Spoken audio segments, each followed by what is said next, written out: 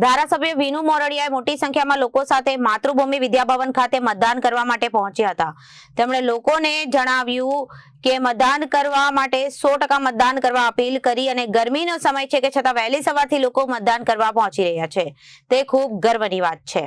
ધારાસભ્ય વિનુ મોરડિયા સાથે મોટી સંખ્યામાં લોકો સાથે માતૃભૂમિ વિદ્યાભવન ખાતે મતદાન કરવા માટે પહોંચ્યા હતા। તેમણે લોકોને 100% મતદાન કરવાની અપીલ કરી અને જણાવ્યું કે ગરમીનો સમય છે છતાં વહેલી સવારથી લોકો મતદાન કરવા પહોંચી રહ્યા છે, તે ખૂબ જ ગર્વની વાત છે।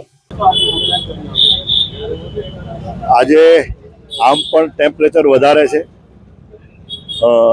લોકોમાં ઉત્સાહ પણ એ ટેમ્પરેચરની સાથે સાથે છે। ખાસ કરીને તો આ વખતે જે યુવાનો પહેલી વાર મતદાન કરવાના છે એમને હું ખૂબ ખૂબ શુભેચ્છા પાઠવું છું, કારણ કે આ લોકશાહીના મહાપર્વ એમનામ નથી મળ્યું।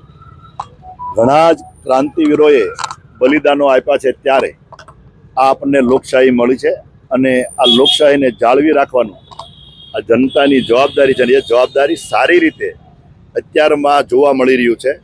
ખાસ કરીને બહેનો, માતાઓ, દીકરીઓ આજે મતદાન કરવા માટે લાઈનમાં અત્યારે સવારમાં ઊભા છે।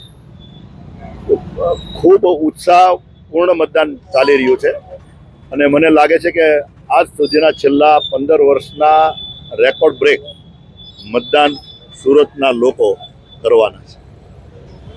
Bureau report, Janadesh news.